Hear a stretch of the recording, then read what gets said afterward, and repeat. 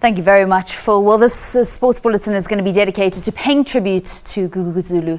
The sudden passing of the race car driver who was attempting to summit Mount Kilimanjaro shocked South Africans. Zulu began racing in 1999 and his potential captured the attention of former champion driver Sarel van der Merwe, who then turned to mentor Gugu. He raced internationally in 2004 and won 4 South African National Rally class titles, ending countless times on the podium in different classes. He also promoted the sport as one of the directors of Gas Sports, which revamped the national MotoGP series. Joining us from our Cape Town studio is Carl Peskin, who was Gugu's co-driver for a number of years at VW. And in Johannesburg, we have fellow director from Gas Sports, Stephen Watson. A very good morning to you, Carl, in Cape Town, as well as to you, Stephen. Welcome to both of you to Morning Live. Thank you. Stephen, I'm going to start with you. It's a difficult time, obviously, for you, but you've known Gugu on so many different levels, from, being a fellow race car driver when you were still testing, to the A1 World Cup of Motorsport, and then being in the same company together. What kind of loss is this to the motorsporting community? It's a tremendous loss, and Gugu was loved by thousands, both in and out of the sport, and that's evidenced just with the huge outpouring of love for him on social media.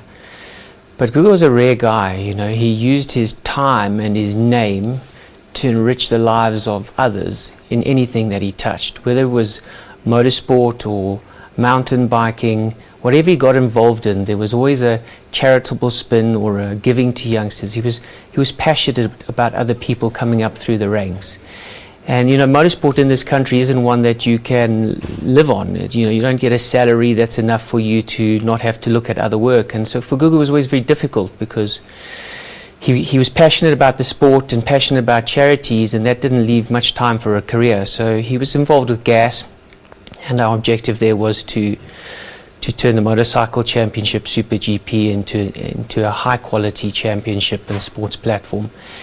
And we also started a charitable run in that, with the 10-run tour, and Gugu just took ownership, because it was about giving food to elderly and people coming to races. So in everything that he did, he used his time to give to others and his name, and wasn't actually a very wealthy guy. There's a misperception that racing drivers are living in Monaco and living the high life, but Gugu lived a modest and humble life, and gave everything that he had into the various charities that he and Lesego did, or used his time and his fame that he worked hard to create for the benefit of others. And that's the huge loss that we're going to feel. He was more than a competitor.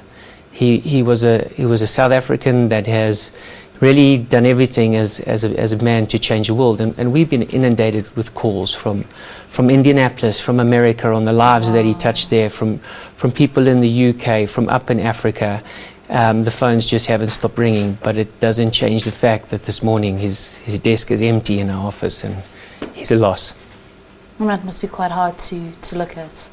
Yeah, it's it's terribly sad. As you know, he took ages to propose to Lesego, and we always wound him up about that, and they had a beautiful wedding. And I saw an article yesterday that they re-inspired people on love. They were just this amazing couple, and they went by the name of the adventure couple. They were both trying to use what they'd done in this world to change the stories of other people, and now, of course, he has this little princess of a daughter, Leletu, and the family's in shock. It's going to take time. I think the priority right now is to get Gugu home, give them respect to grieve. Gugu's uncle has taken on the brave face of being the spokesman for the family. So I spoke to Eddie on the way here, and we're just in shock. None of us expected it. He was a fit guy, and he was doing something again for the good of others. So we at Gas Sports yesterday, in our state of shock, said, well, we've got to help him. We've got to do something for him like any father would want. The first thing we've got to do is make sure that the future for his baby girl is taken care of, and that his wife doesn't have to worry at this time of grief. So with the permission of the family, we've set up the Gugu Zulu family trust account, and we've engaged financial consultants to formally set up a trust for the family, which They will talk to both Lesego and Peter, Gugu's dad, when she's home. He gave to everyone in South Africa beyond sport of motorsport and cycling, and now it's time to give back to him. Yeah, Stephen, because we still haven't had the opportunity to chat to Carl in Cape Town, people can get those details on the Super GP website, right, of the fund that you guys have created? Yeah, we'll be putting those up later this morning. Lovely stuff. Carl, let's cross over to you now. Carl Peskin, of course, won 3 national class championships together with Gugu. I mean, how did you receive the news, Carl? Yeah, it was such a shock. I was just driving in my car yesterday and there was breaking news on the radio, and I just couldn't believe what I was hearing. We all just thought that, we all saw that Gugu and Lesego were going on this adventure, and it was just another adventure, and we thought that they'd just go ahead and achieve and come back and we'd celebrate. But unfortunately it wasn't meant to be. I mean, it's still a bit surreal. It's a bit difficult to try and figure out what's happened. Just how much of an impact did he have on your life? We've seen so many pictures on your Twitter account of him, of you guys racing, of you guys achieving what you managed to, and even a picture of him at the Two Oceans Marathon where you and your son were on the sidelines cheering him on. That's it. The VW team put us together as driver and navigator in 2007, and from the beginning, from the very first stage that we raced together, we forged a friendship, and it developed over the 8 years that we knew each other on the championship. We were very close, and there's such a lot to learn from Gugu. He was just from the motorsport perspective, he was a complete professional. He worked very hard at fine-tuning his art as a racing driver. He taught me a lot from how the media works, and he used his motorsport as a platform to get into sort of charitable organizations and try to better the lives of other people. So, I didn't always understand why there had to be a camera crew following us on every rally, because my objective was to win the rally or to win our class.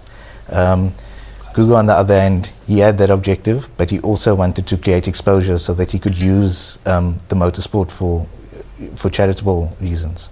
Yeah, certainly he's left a massive void, not only in the motorsport community here in South Africa, but in society in general. Such is the kind of giving nature of Gugu Zulu. Carl, thank you so much for lending us your time and your thoughts and your memories on Gugu Zulu. Stephen, also to you, thank you very much for coming in.